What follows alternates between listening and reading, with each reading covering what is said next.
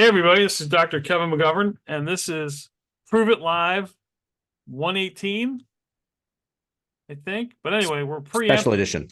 Yes, this is a special edition. We're not even probably going to name this. We're preempting our Prove It Live podcast to talk about some serious baseball news that Mike and I are doing. We're going to talk about the ins and outs of the travel ball program, baseball training, and have some pretty large announcements. So stay tuned. So, Mike, usually this is the point when I turn it over to you, but I'm going to ask you a preemptive question. Go for it. Mike, what is wrong with what is wrong with what you do for a living? Travel ball, baseball development. What is happening out there that literally is producing a product of less skills, less fundamentals, more injury, a lot of social media posts of, bat flips, but Yep. Well, what's happening? great question. And I'll say part of it, Kevin, is even you, who me, you know what I do. You know what it is I really do. And even you think and I know it wasn't your fault. It's not blame. Like you're even like, hey, your profession, the travel ball world. And technically I am in the travel ball world, but as you know, I almost feel like dirty saying that sometimes, right? Because it's like a dirty word. And I'll tell you there's a lot. It's a loaded question, but the main gist of it is that it's broken. It's a completely broken system, and it's so watered down. It's not even funny. Back in the 80s, late 80s, right? When we were coming up, through middle school and such, and into the early 90s, there were technically AAU baseball programs around like New England. This is where we are. And there was maybe 5, 6 maybe less, might have been less. I'm maybe exaggerating, programs in all of New England. Now there has to be, the last I looked, there were over like 1,200. And that was like 4 or 5 years ago. Okay. So you're talking, if every program has, say, 4, 5, 6 teams, I mean, do the math, right? There's nobody that can't find their way onto a travel ball roster these days. Nobody. So, Mike, this is the math I use. So with that explosion, that would mean that statistically, college rosters from Division I to Division III NAIA and professional draft status should have exponentially gone up that much for just the area that you're speaking about. So that means more New England kids are playing professional, more New England kids are playing in division, and I don't think that's the case. Yeah, I don't know if that's the case either. And I can tell you, like, because I think you're onto something there, because I thought where you're going with, and you kind of the did. product should be getting better if we have all this access to all these programs. Right. But the big is if the level of instruction and coaching remained at that high peak as it grew, because now you have all these teams, you have all these programs. Well, now you need all these coaches and instructors, right? And in order to really train, as you well know, to train a kid to be a collegiate athlete or a professional athlete, you really need to know what you're doing. And there's lots of people out there, and there's even ones with really good intentions, but I'm not insulting anybody, I don't think, just to say, because just based on the sheer numbers, it's impossible to maintain that elite level of coaching when you go from something like 5, 6 programs to 1,200 plus, right? I mean, yeah, I'm not letting the cat out of the bag there, am I? No, there's programs everywhere, and I mean, it's got to the point where kids are actively being recruited, kids who get cut, daddies starting new programs. So yes, even tryouts, right? And you can attest to this, even trying out has become a money-making venture. Some programs are charging anywhere from $25 to $100 just to try out, knowing their rosters are filled. They're not taking these kids, but they're gonna, for a couple hours, make a couple $1,000s in the summer when it's slow, trying these kids out. for sure. Right? Absolutely. You're absolutely right. And it's difficult because The good programs do exist, right? But to stay on the numbers for a minute, right? Just in the county, like, Middlesex County here in Massachusetts, I think there's like 25 programs just in a county of Massachusetts, tiny little Massachusetts, right? And so you hit it on the head, right? A lot of it is, you sign your kid up for a program and it's not what you thought it was. Now, not what you thought it was can very easily mean that your kid's not playing the position you thought he was going to. He's not getting enough playing time you thought he was going to. The uniforms aren't as cool as you wanted, whatever it might be, right? And so you leave, okay? And you might try another program. Still not getting what you wanted. Still not playing shortstop. Still not playing a lot. And so what do? You end up just starting your own. You start talking to dad on the sideline with you. You're both like a little upset. And hey, what? We can do this. Therein lies the problem, Kevin. In my opinion, is you don't need any sort of certification in Massachusetts. I don't think anywhere in the country, as far as I know, to claim to be a baseball instructor or a baseball coach. You don't. Right. No. You could just say that you're a coach or instructor and you can start taking on lessons tomorrow. And so that's what's happening. And I think to the end user, to the consumer, and we've talked about this, I'm sure, ad nauseum, or especially in the earlier episodes, the parents aren't going to know the difference. How would they? If my son was into lacrosse, thank God he's not, right? But if he was into lacrosse and he wanted to play for a lacrosse program, I wouldn't really know how to measure what lacrosse instructor for him to go to. I'd probably meet 5 of them that all tell me they were amazing, that all tell me they were going to make my kid amazing. And I would just sort of like go with my gut, I guess, right? Well, how else do you do it? And that's happening. That's happening on a major scale in the baseball world. And so it's leading to such a watered down competition, which, by the way, Kev, that affects the good players, the actual really good players who are getting the good training. It affects them because they're playing against watered down competition, not really being challenged as they should be. Right. So yeah, I think so that in and of itself is created a major issue, but now it's to the point where not only is the competition watered down, but, and you're seeing this, like kids are getting hurt, right? Kids are getting hurt. Yeah. For those who might be new listeners, I'm Dr. Kevin McGovern. I am a physical therapist, strength and conditioning coach, and baseball pitching instructor. But I'm licensed, not as a pitching instructor, but certainly as a physical therapist, which makes me essentially an expert in movement at the end of the day. And yeah, I get kids, as you know, from your program, I get kids from all over, and I'm shocked at the amount of injuries, back injuries, hip injuries, preventable injuries, and it all comes back at the end of the day to bad movements, to bad fundamental movements. And then when they come to me for pitching, they don't even have the basic, what I would call the basics of what my dad taught me in the backyard, or the basics as it's an overlay to correct fundamental movement. Like, they do a lot of things that go against basic kinesiology that are just flat out wrong and are injurious, right? And then these kids get hurt. And, what I have really tried to hone in on is the athlete that we mostly deal with is that, 12, 11 to, 14 or 15 through growth spurts, through puberty, and which changes the game. You take a, 11, 12-year-old kid who's throwing at what's literally 45 feet, right? 46, yeah. 46 feet at 5'2". The next year he's 5'7", going to 60 feet.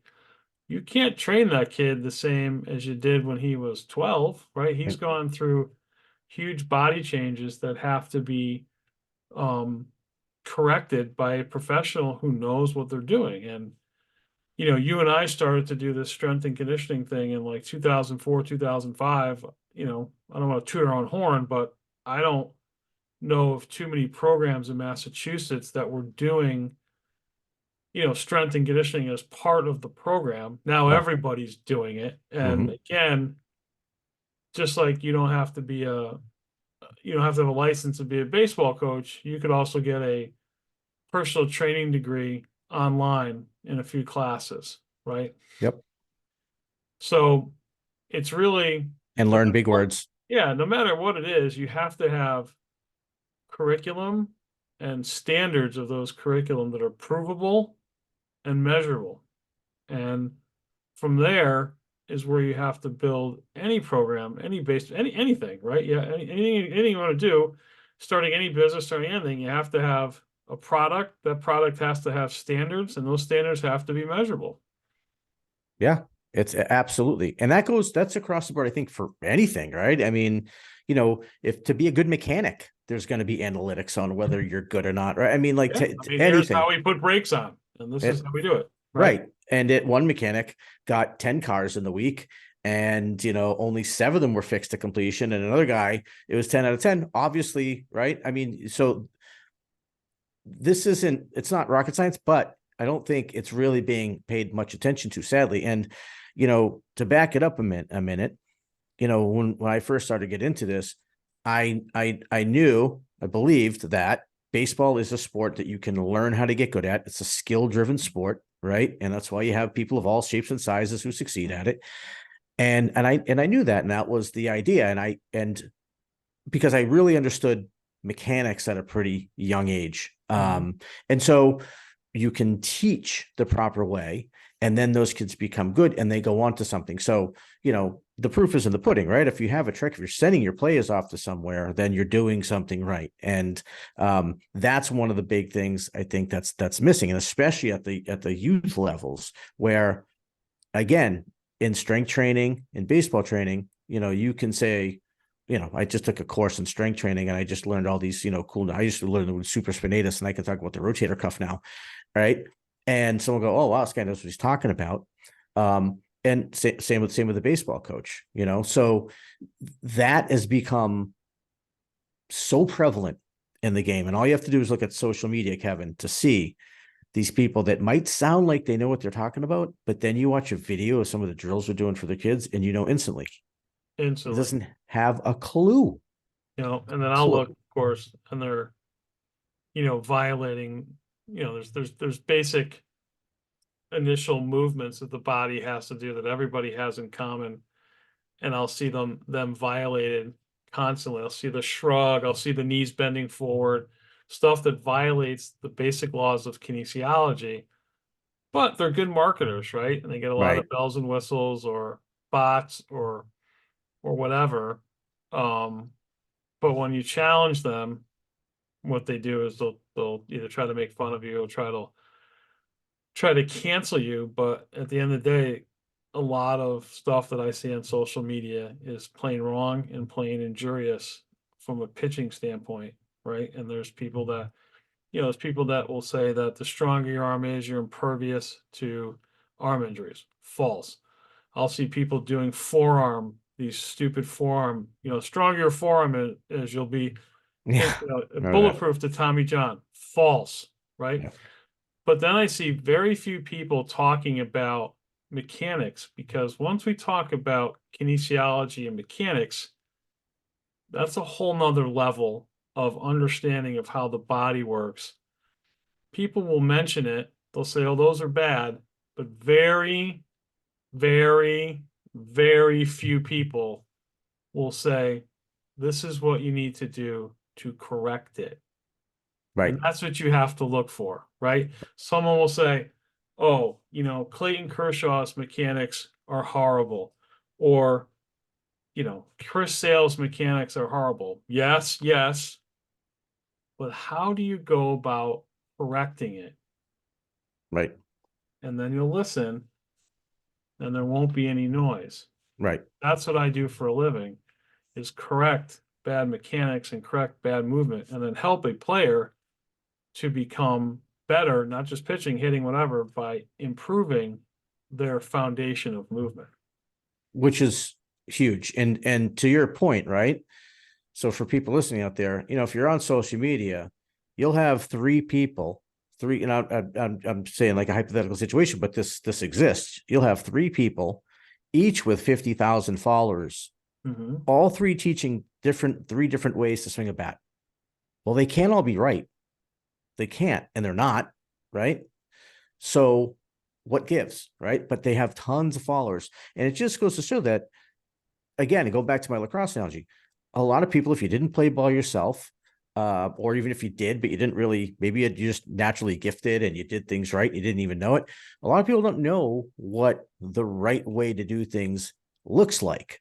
And so, it's sadly what the baseball community has become is whoever has the best production value in their social media posts, right? And, knows when to throw things up on the screen and words or whatever. And, that's sort of like, oh, this guy knows what he's talking about, I'm going to follow him, right? And so it's getting worse, not better. And so Kevin and I, who have been working together now for honestly off and on several years, like Kevin said, by going back to 2004, 2005, we talk about it on the show a lot, and we talk about how bad it is out there, and we're finally doing something about it. We're finally we finally want to get in the fray and really help kids and really do it the right way. And we'll talk more about it, and ask Kevin to sort of say what he's going to be doing here in a second. But I'll preface it with this. Even my own program, when I had it, we had a strength training element that was just part of the program. That was the first that I know of that was being done.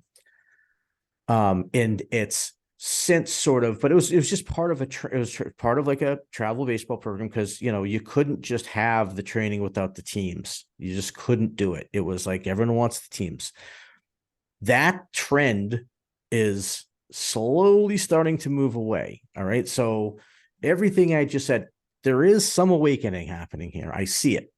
I see the status quo in terms of the travel baseball world and the watered down and all this money for essentially a nice uniform and an expanded schedule from town ball. People are starting to see through it a little bit, and understanding that if you're gonna invest in money for your kid, it should be to improve the player, to improve the player's health, body movement, reduce their risk of injury, and maximize their potential performance wise, right? Yeah. And so there's only one way to do that, and that's by combining like something that I do, which is the mechanical skill side of the game, and what Kevin does, which is body movement and performance. I dare say strength and conditioning, but that's the word, the sort of, that's kind of a buzzword. Yeah, the buzzword. So Mike and I are coming together. We're working on a name, got a couple, to be a development only business, right? We're not going to be driving to Maryland on a Saturday to play 6 doubleheaders, right? Right. Our goal is to get someone who, from whether they're in middle school, want to play varsity, whether they're going to go on to play college, if that's the end game, then that's what we're going to do. We'll have programs that are 6-month long and year long, focusing on movement first, right? You can't be an athlete unless you have perfected your own human movement. So everything will have a movement part of it, hitting, pitching, base running.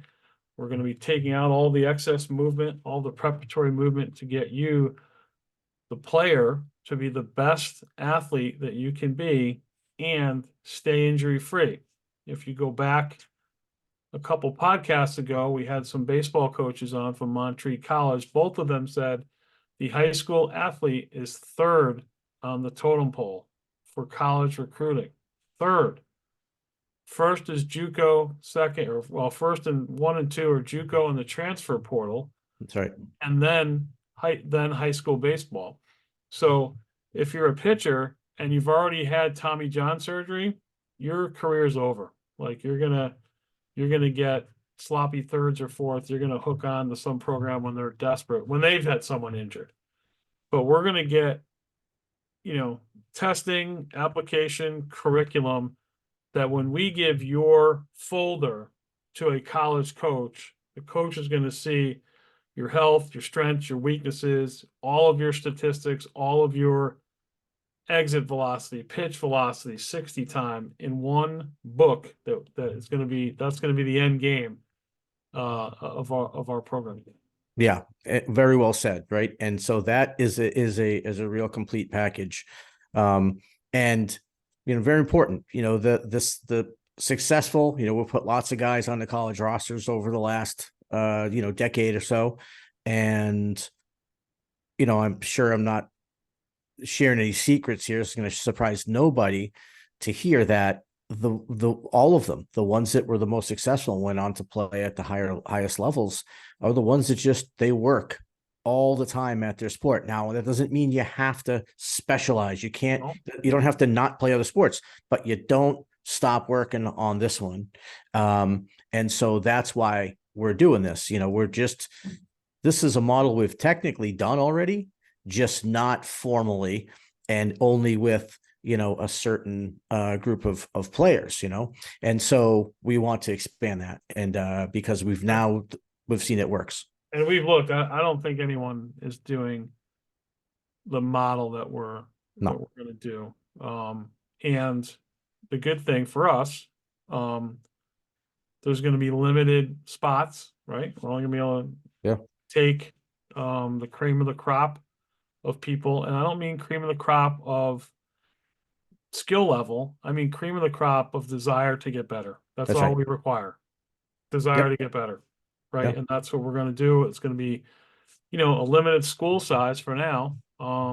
As we grow, we'll be taking on interns as coaches to teach them what we're doing so we can help more players. But in the beginning, it's going to be Mike and I doing this curriculum. And if we hire anyone, they'll be well trained on what we do to duplicate and replicate what we do. So if you're listening to this video and you haven't already, if you're seeing it by email and you already haven't contacted us, you might be too late. Because we think this is going to take off if people truly want to get better. Both of our track records, our results speak for themselves. And now we're coming together to really truly help the baseball player get better. Absolutely. And I'll just add that, if you're already with a team and a program, it doesn't matter. We can still help. And that's the important thing to understand. And we're not in competition with, you can go play with any program that you want to do. That's fine. But we're here as complete skill and movement development in competition with zero travel ball programs. We expect to get referrals from travel ball programs. Absolutely. Yeah. And vice versa, be able to help kids to hook on places that need it. But this is a full comprehensive program. You can start anytime. You're going to come in, you'll be evaluated. There'll be an on-ramping to the program, right? After we write the program for you, there's an off-season program, an in-season, a post-season, fall program. It's completely comprehensive, and it's tailored to your specific needs. Correct. As a player. Correct. And it's nothing that's out there. As a player. Yep. We'll be keeping records on you. We'll be keeping before and afters. So you'll be able to see your progress. College coaches will be able to see your progress, and you'll end up being a complete player. Absolutely. Absolutely. So stay tuned for more information. But if you haven't contacted us, do it now. Thanks for listening. See ya.